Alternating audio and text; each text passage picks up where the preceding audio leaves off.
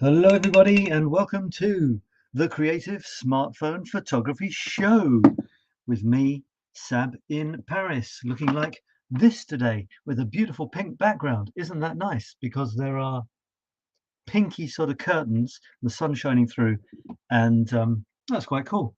This is what I'm wearing today, a giraffe mug.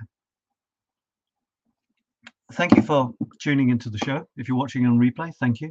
Please leave comments, say hello, say who you are, where you're from, and what cool photographs you have taken this week. I would love to know. We have a theme which has been running for a while called Looking Down, so I'm going to look at that. And if you give me 30 seconds of advertising, but it's for free stuff. This is one show between 4. So I have this one on a Tuesday, which is all about photography, and we're going to see a lot of photographs in a second. On Thursday, it's about writing, where we see lots of words. The next Tuesday, it's about creativity in general, being more creative, more productive, and looking at other types of creativity, anything really apart from words and photographs, although of course we look at those too. Art, for example.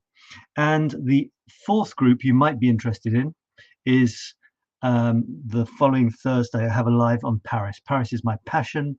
Paris is the city that inspires me creatively. The Eiffel Tower is my artistic muse. What more do you want? So let's launch into it, and I'm trying to make it a bit more structured. So let me show you a few things that are coming up. There's my photographs, my latest photographs, of course. That's one of the main reasons I'm here, to show you those and to talk about those. There's also a question of the day, and the question of the day is, should people know I'm taking their photo? So if you're into street photography, you're walking around, you see someone interesting, what should you do? Should you ask them if you can take their photo? Should you sort of go up to them and grab it quickly and run away? Or should you try and do something sneaky and not let them know? So that is coming up. I'll have to think of something to say about that. We're going to look at some really cool pictures from the BBC. They run sort of competitions for people, and they show the best on their given theme.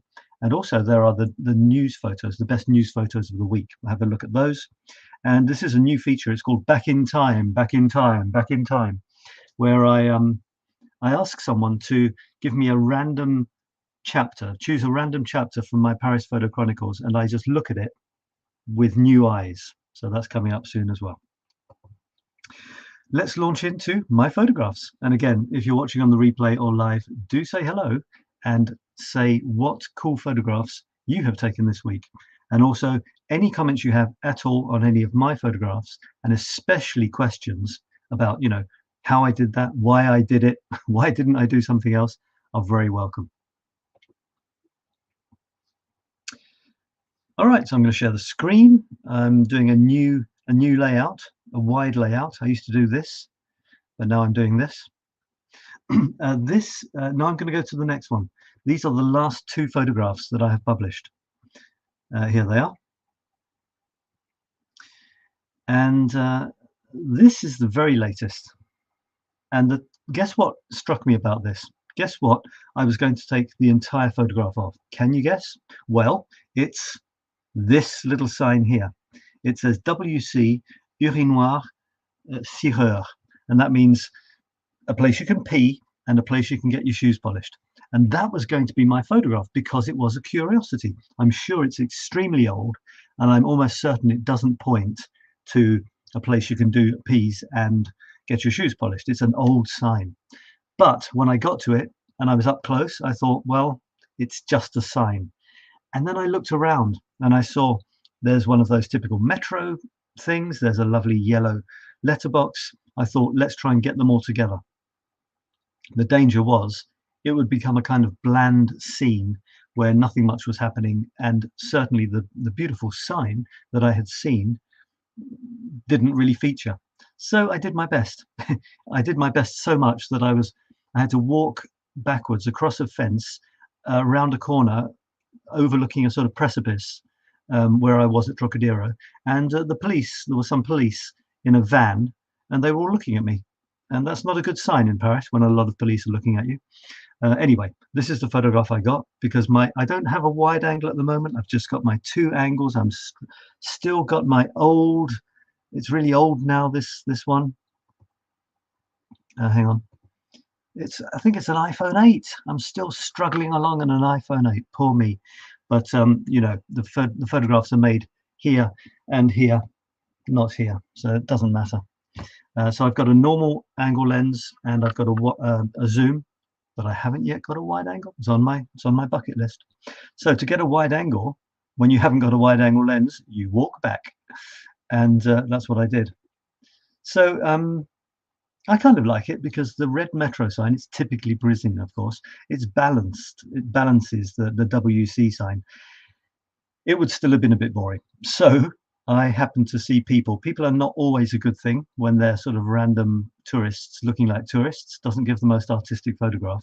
But then I noticed a bit of sort of dog play going on here. So there's a cute dog and another dog meeting, and one of them wants to say hello, but the owners won't let them.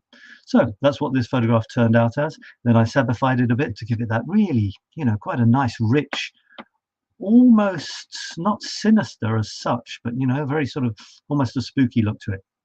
So that's the story of that photograph. This one, this will definitely be one of my Paris quiz questions.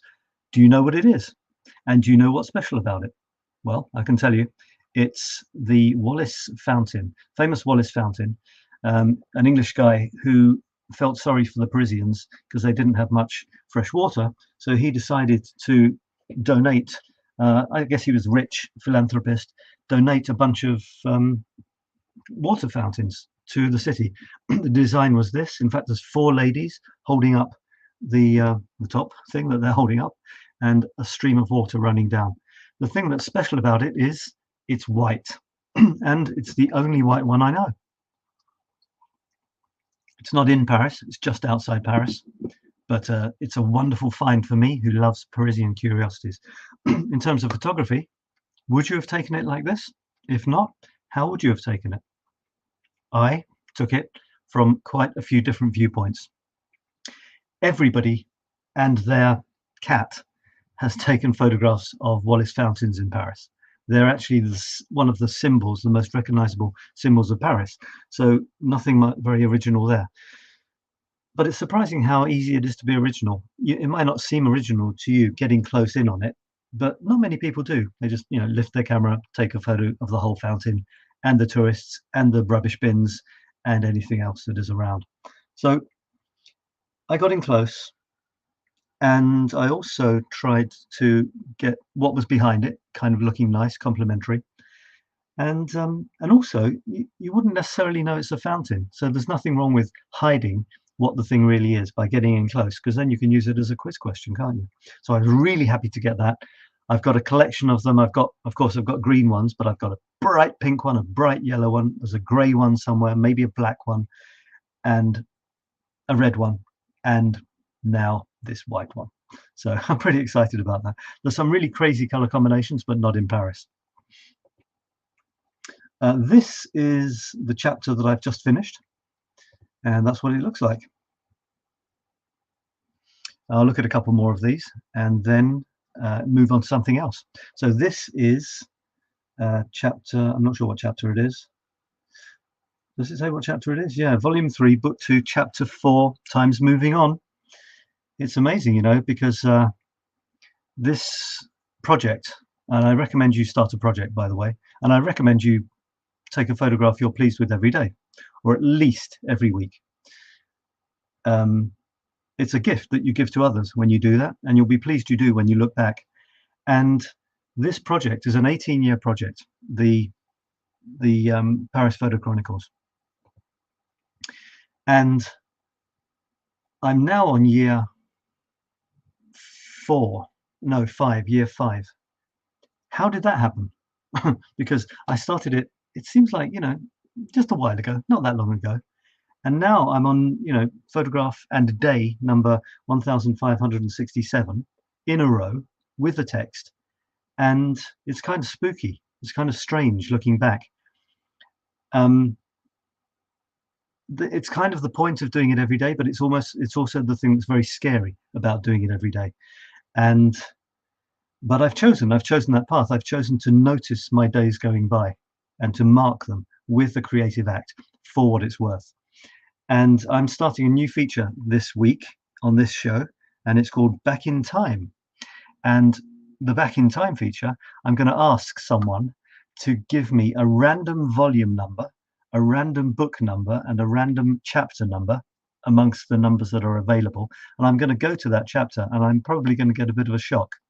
So that's coming up soon. Let me have a quick look at some of these. Say hello if you're watching or on the replay. Please say hello. I'd love to know what you think. So let's have a look at well, I'll start at the beginning. This tree taken in some park somewhere in Paris. It's nothing special, actually. It was just a tree with a funny face on. But I used it because I can't remember why I used it, so I'm going to go to my text. I actually managed to write this on it, and for once I will read this because I can't remember why I took it. Mr. Happy Tree missed yesterday's documentary. It told of the reconstruction of Notre-Dame de Paris after the devastating fire which destroyed the roof. They're rebuilding it with no visible differences, preserving the past. Mind you, I've heard they're taking the chance to Disneyfy the visitor experience. Holy saints will pop up between the pews, kitted out with gold-plated plastic chalices and glow-in-the-dark halos, available in the gift shop from $34.99, and everything. They'll be performing miracles of their choice, followed by autograph signing in the blood of a veritable Vestal princesses or cheap plonk. Not forgetting a transfixing crucifixion parade featuring all your favorite biblical heroes and horrors daily and twice on the Sabbath. But I digress. I wanted to mention the uproar over the ransacking of ancient oak forests, seeking mighty giants of just the right girth and length for future roof beams to fell. Venerating the old ways, pile driving the present. Personally, I loved a crazy shape-shifting Technicolor rainbow roof dreamt up by Nordic designers, but it wasn't to be. Now I'm cut up with misery. No more Mr. Happy Tree. So that's what that inspired. It was about Paris, but I chose the tree, which doesn't really say much about Paris, because it fitted in with the story I needed. So I find that I can always twist things to fit my purposes. As I was reading that, I realized that it was a bit on the edge. I didn't want to upset anybody, but I started reading it, so I decided to finish. And one of the things about creativity, when you share your work, you shouldn't apologize for it. It is what it is. And the idea is just to get out what's inside of you, not to, upset anybody else. I've got Alison is saying hello. Hello, Alison. Nice to have you with us. I'd love some comments on your favorite photographs that you see, or any questions that you have. Here's one from where? Let me know. Where do you think this is from? Well, it's obviously from, it's going to make it bigger in a minute. It's obviously from, well, I say obviously, I shouldn't really, should I? It's from one of the famous Parisian cemeteries. In fact, it's from the most visited cemetery in the world, which is called Père-Lachaise. I did something which I recommend you do. Go off the beaten track. I thought I knew Père-Lachaise like the back of my hand, but I don't. And I went down a side. I followed the wall. Now, there isn't really an official path down by the wall, but you can go down by the wall, and there's so many graves. And I found graves and gravestones and these big tombs, which I hadn't seen before. And this is absolutely beautiful. It's kind of sad. The door's supposed to be closed. It's sort of swaying open. I always think, is it because the dead have decided to get up and go somewhere else? And then there's this lovely stained glass window, which always gets me thinking about, death and that sort of thing, but not normally in a negative way at all. It's part of life. If we couldn't die, then we probably couldn't be alive either. So I positioned it. I like it up slightly towards the top right. The cross is there. I can't get rid of the cross, but I think it fitted in nicely. And there's a kind of the left-hand third is this sort of edge of the door here in this shadowy bit. The bottom third, which is actually chopped by this third on here on the left, is kind of a third, 2/3 of the bottom third. And there's a nice natural dividing line there, underneath which is a nicely framed plaque. And then this top bit here has this lovely window. So, and then there's an echo of this grid you can see face on, and on the right top right corner, you've got the same grid, but it's from a different angle, looking at much sharper angle, which balances the left. So I really like this photograph. You know, there's no mad action happening, and yet it's quite peaceful, but it's also quite radiant because of that lovely stained glass window. This one is an ode to Paris pipes. I don't know about you, but in my town, the stations often have wonderful visible pipes. I think it's probably for fire, which is why it's probably painted bright red. I don't know, but it's so cool. It's full of, you know, sort of clamps and rivets and dials that you turn and twists and turns. It's great. I love it. This is where I can almost anthropomorphize and turn it into a living thing. It's almost like another member of the station staff sitting there. I got blue, green, red, and yellow in the same photograph, which always pleases me. Also, if you got rid of the person, it would still be reasonably interesting, and yet the person not only gives you a human being in the shot, but she adds the blue, which was missing from, you know, the common 4 strong colors. They often have those 4 colors together, and she added the blue there, which is pretty cool. There you go. I've thrown in one of my wacky angles to give it a bit of dynamism, and I'm pleased with it. So many of my shots are in the train station. Sometimes I become aware of it and I think, come on, not inside a train station again. And yet it never ceases to inspire me and surprise me. One more from here and I'll go over to something else.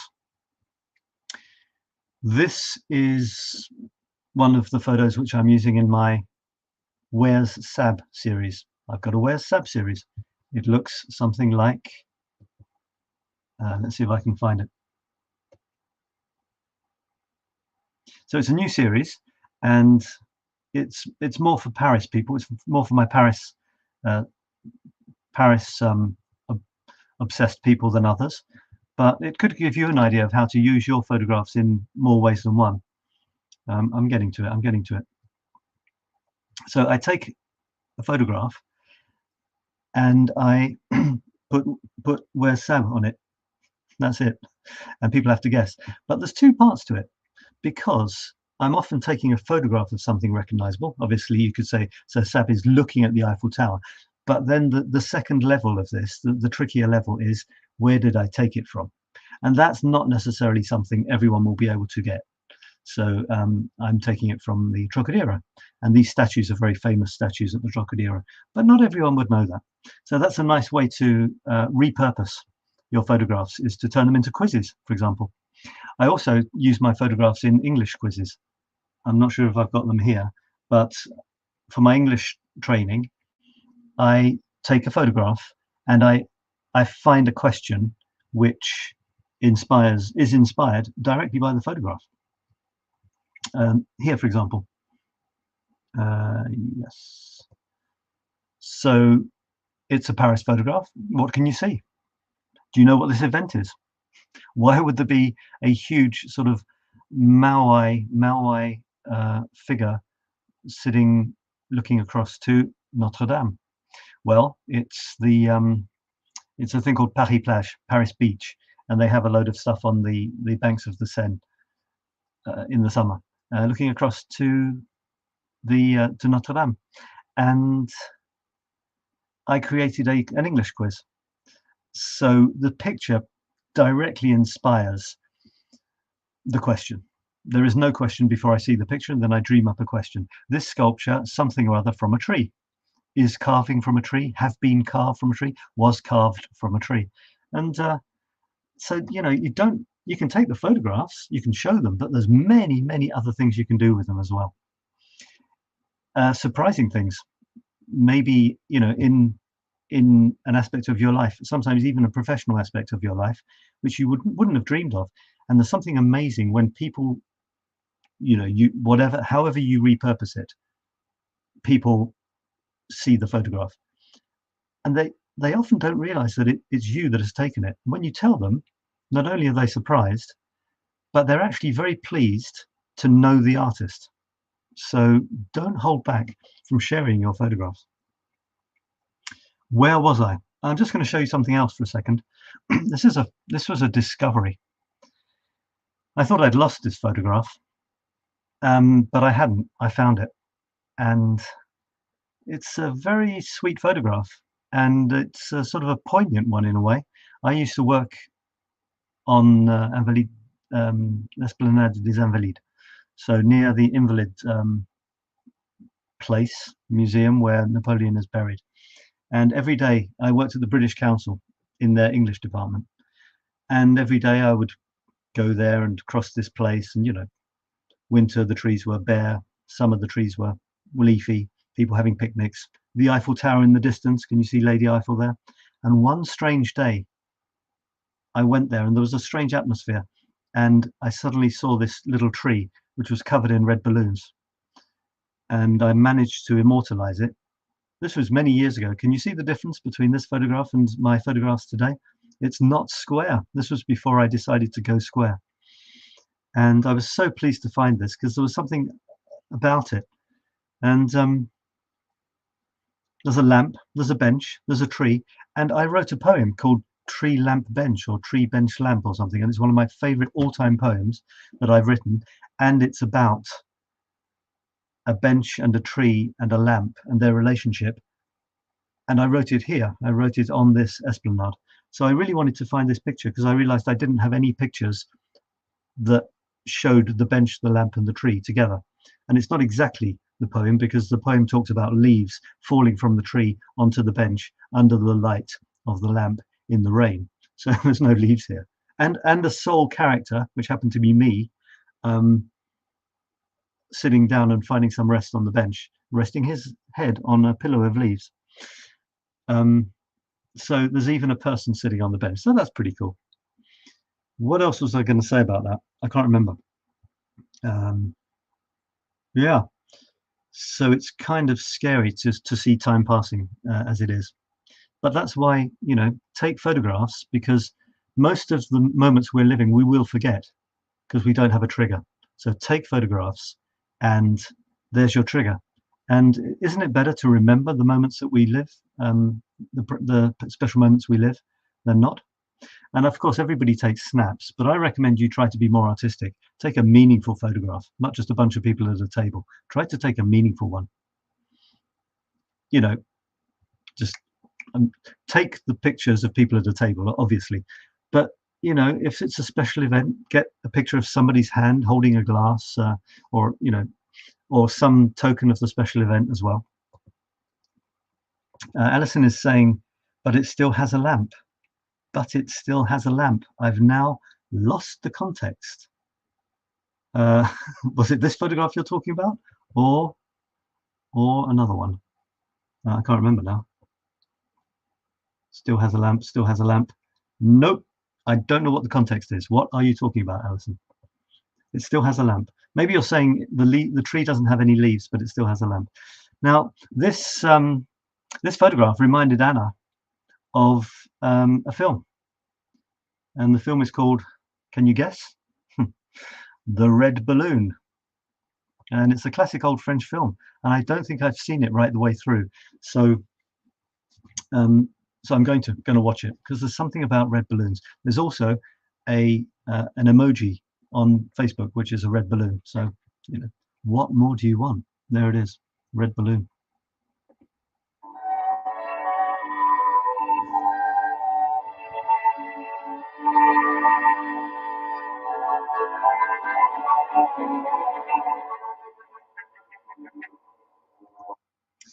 So what is a better, oh, Alison says, may have been taken a while ago, but lamp.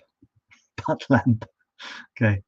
What is more charming and poignant than a child with a balloon, just enjoying the simple things of life. So I'm going to watch that later at some point. Now I'm going to go over to your photographs. We had a theme over all my groups. There's this creative smartphone photography group, the writing group, and the infinite creativity group. I'm going to look at what's in here. We've got a couple of entries. If I can find them, I have to be careful not to miss them. All right, so here's one from Chris. This is actually a video. So let's have a look at this. I'm going to make it bigger. So she says, hang on. I think it's going full screen, but in its own good time. So what is amazing about this is there are incredible angles on this as she looks down on this shadow onto the steps. She shows us what is making the shadow, and as she does, the shadow loses all of its zigzags. And there's Chris. Hello, Chris. And here's Dorothy saying hi. Hi, Dorothy. Nice to see you. So yeah, so she says she took it looking down. I just want to show you again, see how crazy those angles are. Absolutely acute angles. And then they turn into, hang on.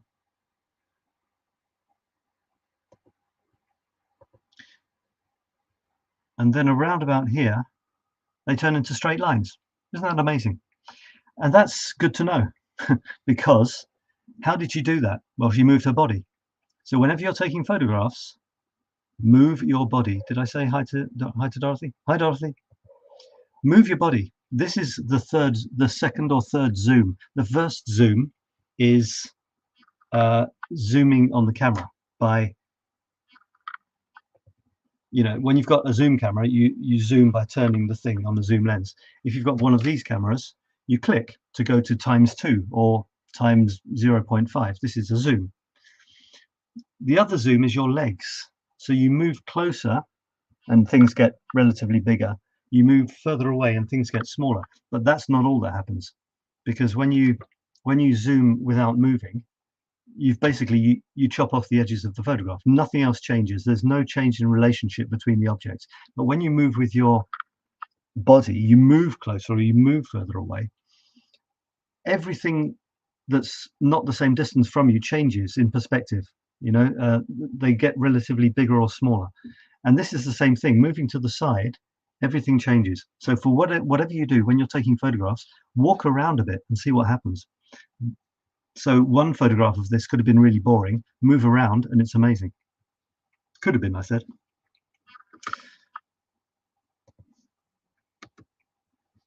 Get me out of here. Oh, there we are. And yeah, okay, yeah. My poor computer, getting a bit old now.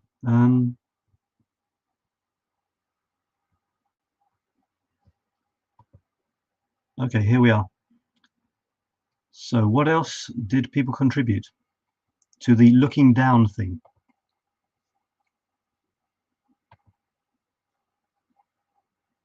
This is me, one of my earliest photographs from my current series called The Paris Photo Chronicles, and this inspired a poem as well. He's looking down, and the steps are going down, and he's heading down the steps. So quite a bit of down there. He's possibly down and out as well, which is another way of interpreting the theme. Down and out, as in nowhere to live. From Alison, a great one, and she said something which is true, and I didn't realize, but there was something about it. She said it looked, or someone said it looks like a road. Who said that? Dorothy said it looks like an old road. Beautiful photograph. Yeah, because if you squint, you know, so you don't see it completely, it could be a road going into the distance between the trees. It kind of is. It's probably a road for ants, a road for beetles, and a road for the roaming photographer's eye too. Love the way you've got down really low. I mean, it's a trunk. Maybe it's just this big, but you've got down low, and it fills the entire bottom of the frame and then some. So it can't do anything but lead your eye into the shot. You've got effectively the horizon, where there's that green sliver of grass, is about 1/3 of the way down, which is a nice composition element. And also the tree goes off to the side. It doesn't go straight into the middle. It goes off to the side, which, you know, gives our eye something to follow. It's a pleasing curve to follow. And then there are some trees that haven't had the same fate, still standing. So that's lovely. Thanks for contributing that. That's my stuff. This is Beatrice looking down on the Trocadero and the Eiffel Tower from the I didn't know how to translate this into English, because it's called Le Musée de l'Homme, and I think in English it might be the Museum of Mankind, although women are allowed to take part as well. And looking down, because we were up high, looking down from the Trocadero, and up high in this museum, looking down onto the people down here and the Eiffel Tower in the distance. And she's beatified it nicely using some applications. Well done, Beatrice. And little secret given away there. And what else have we got? So this is Jean looking down on some flowers. What happens when you look down on something you normally look across to? Well, it turns into wallpaper, that's what. Or you lose the context of the place where it is. The frame is filled. You've basically only got blue and green. And that's nice, because what often happens if you see a beautiful flower, beautiful plant, and you take a picture of it, it often is lost in, you know, a bunch of furniture or another bunch of trees and leaves.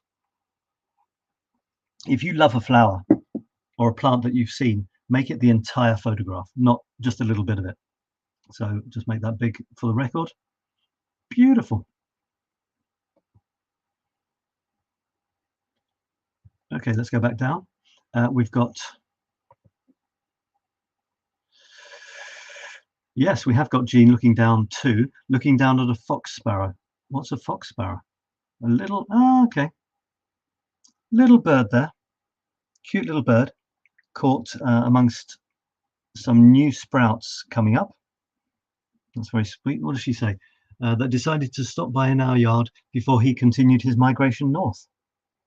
We have a lot of sparrows in Paris and in London and stuff, but probably not as exotic as yours. And this is from Jean again, looking down on some gnarly roots. And I think there's another version of these as well. Tree roots are amazing, aren't they? How do you make them interesting though? I guess you have to get really close to them, so they, or find some way in which they take on a character of their own. And I think there's a picture of this somewhere where it looks like there's someone, a body up against the tree, but I'm not quite sure where that ended up. And that was my looking down again. Another guy. Looks like he's going down steps, but it's a zebra crossing. That's the angle. You see, I've got myself up high. This is something that's really good to make your photographs more interesting. Remember my mantra: to take a photograph that is not like other people's, well, don't do what other people do. See something interesting, lift the camera to your eye and shoot straight ahead. So if there's any way you can get up and look down, do it. Beatrice again, looking down from my window from the first floor. This is great. It's turned abstract. It's become abstract, because when you look down, you see things from an angle you don't normally see. But when you look at the photograph, it's ahead of you, it's in front of you. So you're looking at the photograph expecting to see what you would normally see when looking ahead. And yet it's not, it's what you see when you look down. So all of a sudden your head sort of explodes and you think, what is going on here? And it's wonderful. You know, we're looking down from above a window, down along the edge of a window. We're looking down on top of pot plants. There's a drain pipe to keep us company with a little drain there. It's great. And there's even some sort of, is that rusty or paint peeled edge of balcony. And there's a dead body where Beatrice fell down and no, she was taking the photograph. So it's pretty cool. I love all those textures. It's gone abstract. Do you see what I mean? It's just become splodges, abstract. You're not sure what it is until you concentrate, because you're expecting to see something you would see looking straight ahead. That's the trick. It's a simple trick. Beatrice again looking down at me on the grass. There's something funny about this, and that is she's looking down, but look at the shadow. It looks like the shadow is looking right up in the air. Great. And there's a couple of feet there as well. Really funny photograph. We don't know what's going to happen when we take photographs of shadows. We can't really tell. I mean, you can guess, but it's often only when you look at the photograph later you realize, oh yeah, that's funny. I've seen some very strange photographs like that I've taken, thinking I was taking a photograph of one type of shadow, and it ends up looking like something completely different, especially after sabifying it, post-processing. This is Dorothy looking down. This is great. Looking down on my way to the caves where they have an art exhibition. Looking down from where? Is it a castle or something? That's a really impressive photograph. Now you've got a choice in photographs. Do you take photographs of your feet or not? Like I said, it's a choice. Sometimes you obviously shouldn't, because it's a bit like taking photographs of your knees and feet with a beach scene. You've seen it too many times. But in some cases, it really adds to the sense of place. It helps you, the person who's looking at the photograph, to feel like you're there with the person, because these could be my feet. You see what I mean? It could be me holding the camera. And also, if she hadn't taken her feet, to be honest, you'd have to work hard to make it a really stunning photograph, because it's an interesting spiral effect, but maybe not incredibly stunning. So I like it. What's next in the looking down group? Okay, looking down. Oh, we've got lots of looking downs from Dorothy. Sorry, I didn't see that. That's a lovely mixture of ironwork, all sorts of different textures, and well, not textures, but lines going left, right, and center. I love the division here. You've got a nice division. Do you remember what I said about the other photograph with thirds, me in the cemetery?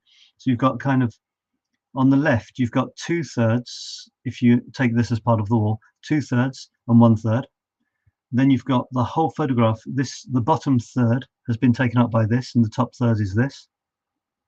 And then even here, you've got the green is kind of the top right third, and the wall is the top 2/3. So it's nice to have that sort of division. Try and see what you can do if you can divide a photograph into 3 with all sorts of plays with thirds going on. And also there's 3 different types of textures. There's the natural grass and ground. There's this wall, which is a nice blocky square texture. And then there's this with the stripes, 2 sets of stripes going like this. Can you see? One set is going down like this, and another set is going like this, but it's splaying out at the same time. And that's all in the bottom third. Pretty cool. There's many ways to see interest in photo. Color is another one, although color isn't probably the strongest thing here, but one is clearly green, 1/3 is green, and the other 2/3 are not green. And it's not finished. We have looking down on an incredible what? Someone who has looked down is the artist 𝗾𝗧𝗏 𝗧𝗏.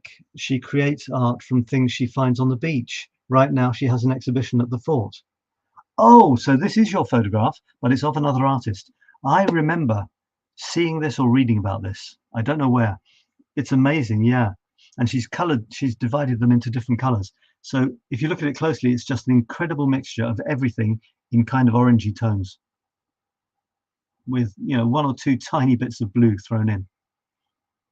That is quite something. All those lives, all those people who have held onto those little things and then had their day at the beach and then eventually lost them or dropped them or thrown them away.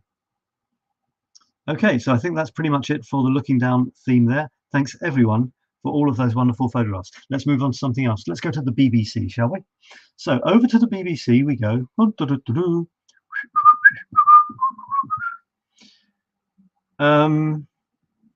And they have this thing called the Week in Pictures, and I look at some of these and enjoy them. These are your pictures. It says your pictures. So in other words, they are pictures they've been given a theme and people have taken photographs. This is what I'm going to do for you. Now it's more difficult for me because they say on the theme of spring walks, because in Britain it's spring. But you know, I have people from Australia as well, so they would complain. It's not spring, it's autumn. Anyway, let's see what these people have come up with. Ordinary people like you and me. We asked our readers to send in their best pictures on the theme spring walks. Maybe, can I do that as a theme next week? What should our theme be for the next 2 weeks? Walks? I don't know. Spring walks or autumn walks? Maybe spring walks or autumn walks, because seasonal walks, because then it could be about flowers bursting into flower. So here's a picture. What do you think? Let me know what you think and what you like about them. So I'm going to give you quick, you know, lightning. So I haven't seen these before. So they filled the frame with the flower. It's obviously a blossom branch. Not all of the flowers are open. So you've got some nice ones that are still closed. You've got some that are open. You've got some which seem to have already finished being blossoms and are turning into leaves. So you've got a big mixture of things that are happening on the one branch. You've also got a kind of a nice diagonal there with a bit of a curve. Nice is nice. And you've also got the background, which is very fuzzy. So the background's out of focus. They've got in close, maybe a wide aperture on their camera, or maybe if you've got a smartphone, a portraiture setting. Don't forget you've got the portraiture setting or the equivalent, which means if you get close to something like a face, the background will be fuzzy. It works for plants too. So get close to a blossom. The problem with a lot of flower photographs is that the camera tries to get everything in focus. That's not really good for photographing a nice flower powerfully, because if all of the flowers are sharp, you don't focus on any of them, literally. Your gaze isn't drawn to one. Your gaze is drawn to what's sharp. And it's more powerful if what is behind is not sharp. So, and it's lovely soft colors too, isn't it? I always go for very strong colors, but don't forget you can also desaturate things. You don't have to go over the top like I do on a lot of my photographs. You can make everything softer than it really is and turn it into a sort of mystical Victoriana, pre-Raphaelite landscape. I don't know what I'm talking about really. So if this was one set of flowers, here's a billion set of flowers. This flower, this picture here, could have been one little strand on this tree, don't you think? Instead, we've got a whole bunch. So, whoa, how big is this photograph? What? Okay, I think I'm going to have to make the screen smaller. So the whole photograph is like a massive. All right. So I've just saw that it was Kenzie. Where is it? Oh, it's in Holland. Botanical Gardens in Holland. All right, so it's this huge group of flowers. The danger is it's just a bunch of flowers. You know, how do you make flowers like this special? Well, you can get in close to the flowers near you, which is a really good technique. They've kind of got in close. There's also kind of thirds here. The bottom 2/3 are just a mass of flowers. The top third is from where the people are upwards is trees and less flowers. So it kind of works well. It does work well, yeah, it's nice. Plus, of course, you have the people to add interest, and they're off to the left, they're not in the middle, and they're walking into this space. So maybe we could imagine ourselves walking along with them, along that path, surrounded by the fragrant tulips and just enjoying the scene. I've got Dorothy saying, look at their faces. Are you talking about the faces of the flowers, maybe? I don't know what you mean. You're going to have to give me a little bit more in your comment, because I've kind of lost the context. Okay, this is cute. So it says a dog was I was watching. I can make this a little bit bigger again. A dog I was watching found this kit. Oh, this is not a dog. It's a baby raccoon. Would we say badger in English? No, I don't know. Near the forest one spring. Anyway, they're not our photographs, so let's just appreciate it. Beautiful picture of an animal. The background's out of focus. Curled up, very cute. Yeah, lovely photograph.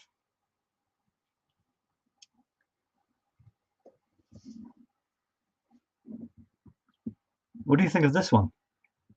This is interesting because there's lots of things I could talk about here. One thing is that the point of interest, which is obvious, is absolutely in the middle of the photograph. So totally disrespecting any rule of thirds. And great, why not? You could have cropped it otherwise. You could make it square. If I made it square, I would probably put it up in a corner somewhere. It's a lovely dash of color. The photograph is filled with the subject. Nothing else gets in the way. It's all these sort of scoopy, funny, I don't know if they must be flowers, but they're kind of strange ones. And there's a cute little ladybird tucked away in there. So lovely shot, lovely shot. A lot of good things about that. And the interesting decision to put the subject, it's very good to have a tiny dash of color, which is absolutely different to the rest of the photograph. There are two overriding tones here. One is yellowy green and the other is red. Sometimes the smaller and sharper the strong color, the better. Because if it were bigger, it might be less powerful than if it was smaller. So, you don't have to make it, because it's so small and yet it's such a strong color and it's such a different color to the rest. That's a good thing to bear in mind. And I'm just interested also by the fact that it's completely ignoring the rule of thirds. What would have happened if the ladybird had been more to the top right, more to the bottom left, more to the bottom right, or more to the top left? Would it have been a stronger picture or not? The decision is the photographer's, and we can only enjoy what they've decided to do.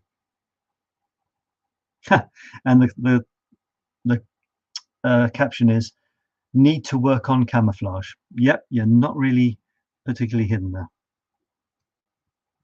A couple more. All right, so getting in really close to a flower, not even showing the whole flower. Good, you don't have to show the whole subject. And sometimes to make your photos stand out, you shouldn't. For example, taking a picture of a person, just show their eye, part of their nose and part of their ear. And it could be, much more powerful than a straight on whole headshot. Now, what is sharp in this photograph? The thing is, when you get close to flowers, oh, sorry, I look at their faces, the people, it looks as they have masks on. Are you talking about these ones here? Oh, there, you're talking about this guy here. It does look like he's got a mask on, if that's what you're saying. Those tiny details that you spot. We're always drawn to human faces. We can't help it. So the danger with getting really close to flowers is the depth of field. What's going to be sharp gets narrower, shallower and shallower. What I mean by that is you might have this petal sharp, which it is, and this petal is just about sharp, and then the same petals on the same flower are moving out of the sharpness field. Same thing when they come towards you. Often petals, they poke towards you. So, because if you look at the flower here, it's actually not sharp. The flower is fuzzy. It could have been stunning if it were sharp. So what is actually sharp then? Because the things that are sharp must be closer to us than the thing that isn't. So these two petals here and this one here must be sharp, must be closer to us than this. So the photographer had a choice, if they realized they had a choice. Make this sharp and knew how to do it. Make the tips of these petals sharp, or make the flower sharp. They couldn't have both, not this close to it. I guess they decided to make the petal sharp because look, in this petal there's a little guy. There's some sort of little insect. So that was probably, they probably saw that, wanted to make that the subject of the photograph, and the rest of the flower sort of the background. So it's cool. I like the fact that they've chosen to have a big border, as it were. The fuzzy green is like a border, on a huge thick border on the top and a huge thick border down the right hand side. And it's very fuzzy, it's very soft, lovely green, soft green, and it's a perfect contrast to the sharpness and yet still softness. You know, it's not cut your eyeballs sharp, it's pleasingly sharp, but still with the softness to give it a romantic feel. And the light is very soft as well. There's not harsh sunlight casting harsh shadows. Everything is soft, with this little guy leading his or her little life in the petal. Very cute. They could have gone even closer and filled the entire picture with this little guy, because in a way the flower here dominates. It takes a while to see the little insect there. Maybe there's an echo of the little insect, the green on the orange with the middle green of the flower. I don't know. Anyway, lovely photograph. A green baby grasshopper is spotted on an orange coneflower. Coneflower, not cornflower. A couple more from here. We've got 10 minutes left. Oh my goodness. A couple of, nowadays, only seagulls and tourists escape from Alcatraz, seen in the distance on this evening walk in San Francisco. Yeah, I'm a big fan of asking birds if they would please enhance my photographs. And sometimes they do, and sometimes they don't.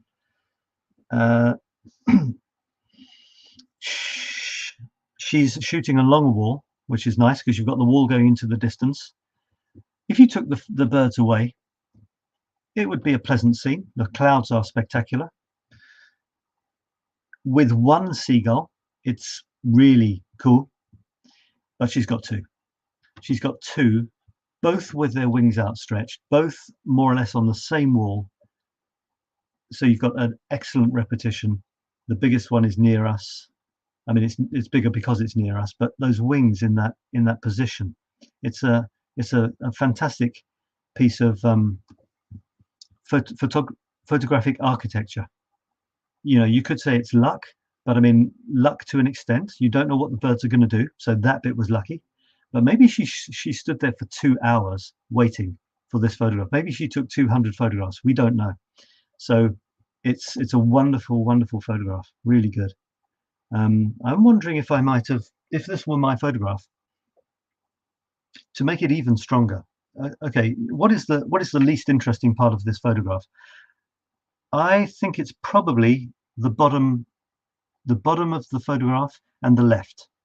That's probably the least interesting part. So theoretically, you could actually, well, not theoretically, I mean, you could. Let's see if I can do this.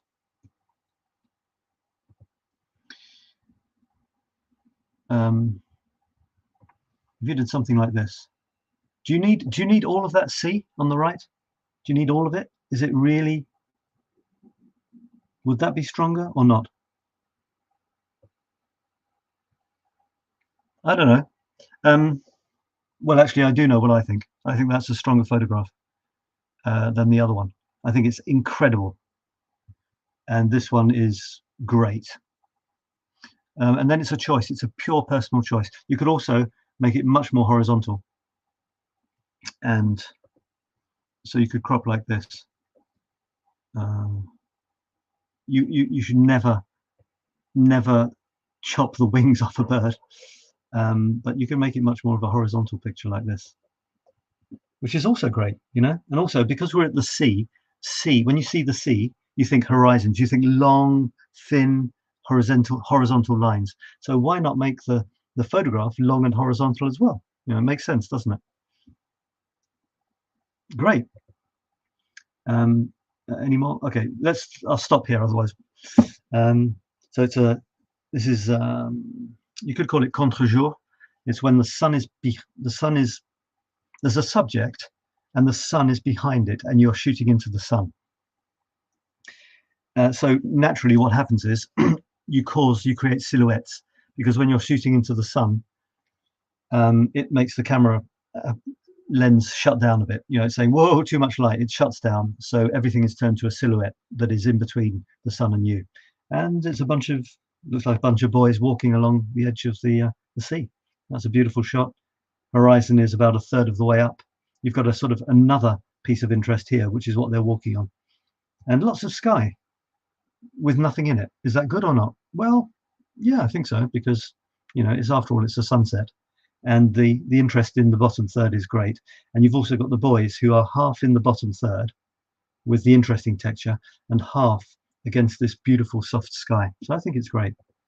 I realise that I'm running out of time here. I've looked at the photographs. What else did I say we were going to do? Oh, lots of things. I said we were going to look at a question of the day, and I said that the question of the day was, should people know I'm taking their photograph? Should you let them see you? Now, this is more for street photography, you know, than let's see if I've got a photograph with someone in it, just as an example. No, not that one. I'm gonna have to go to my photographs here. Yeah, okay, so here's one. And here's another one. All right, so there are people in there. Now, do you think these people know that I'm taking their photograph? Well, the answer is they don't.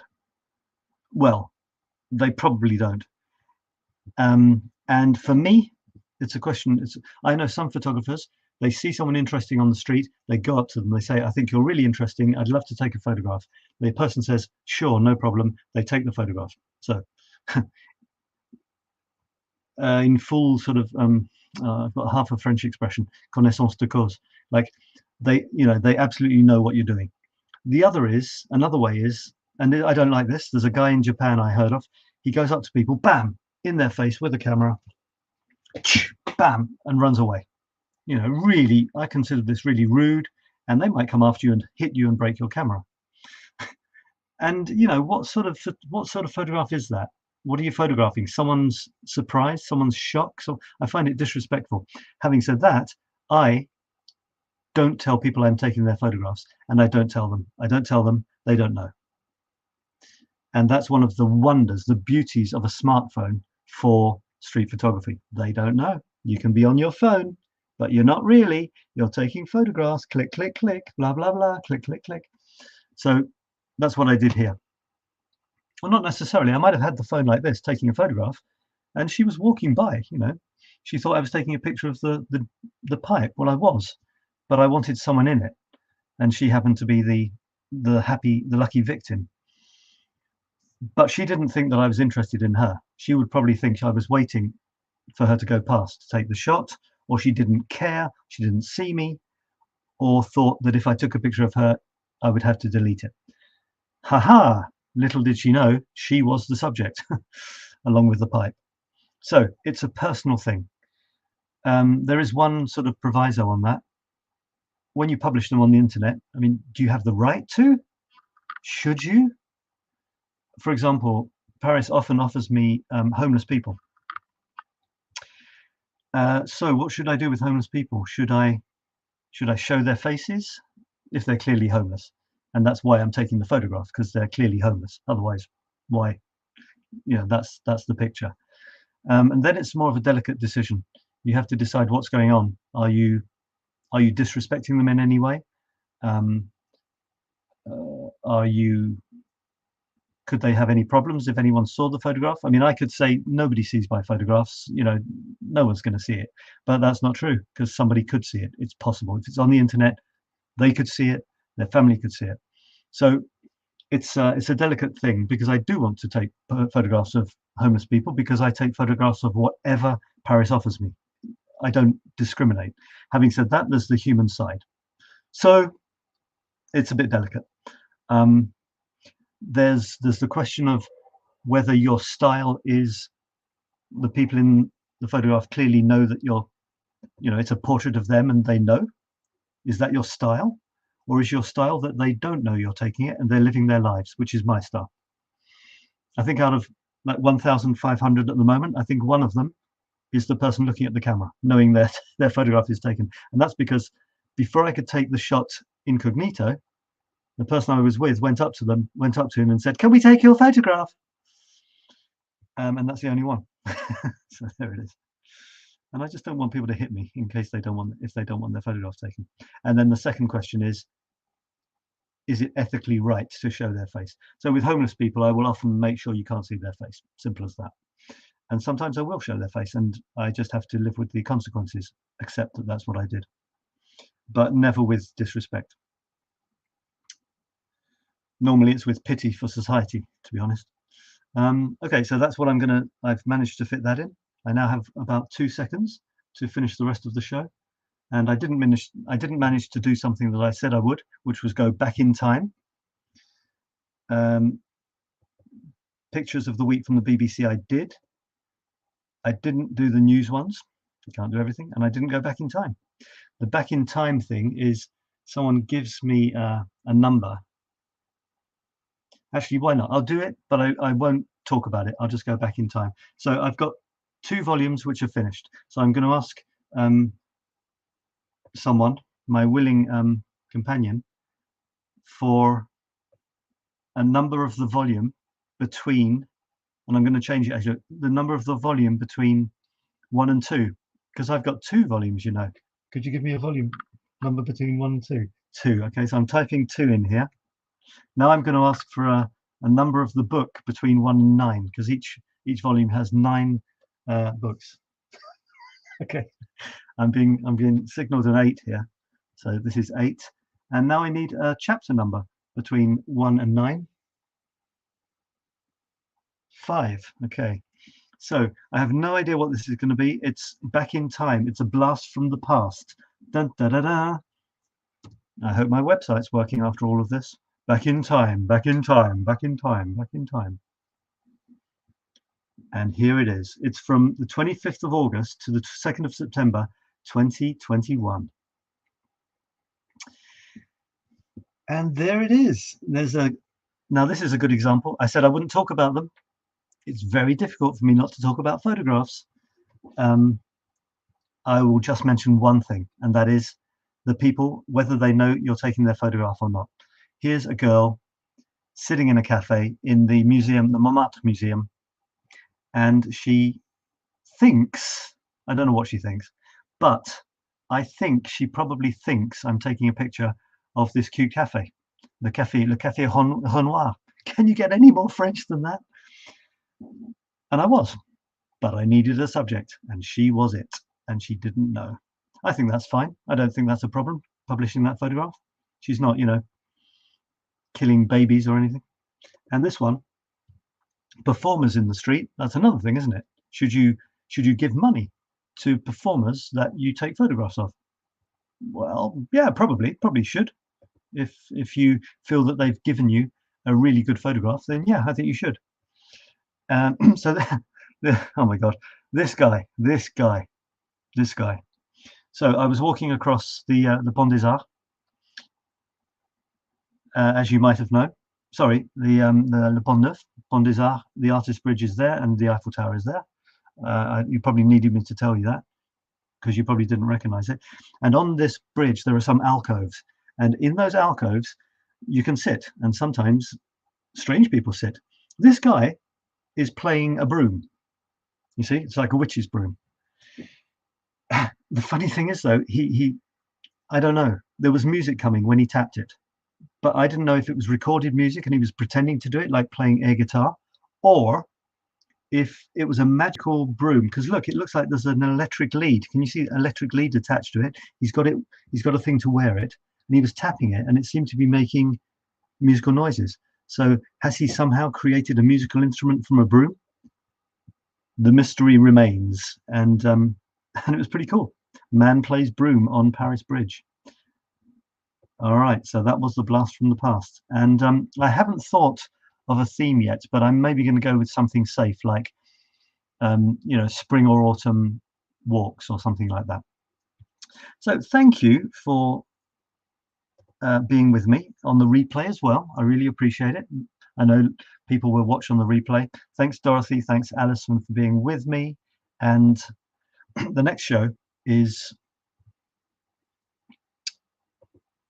on Thursday, and it's all about words. Anything and everything I can think of about words, with maybe a focus on poetry, short stories, memes, and of course articles. So if you have anything to contribute on that, if you put your words on top of photographs and make them memes, please let me see them. I would love to see those.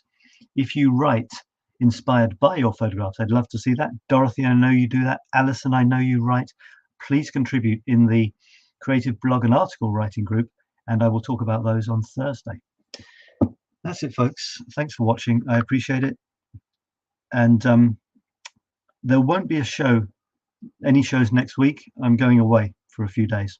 So after Thursday, there'll be a week's break, and then I will carry on with the Infinite Creativity Now show on creativity, productivity, and artistic stuff, and then the Paris show on the Thursday.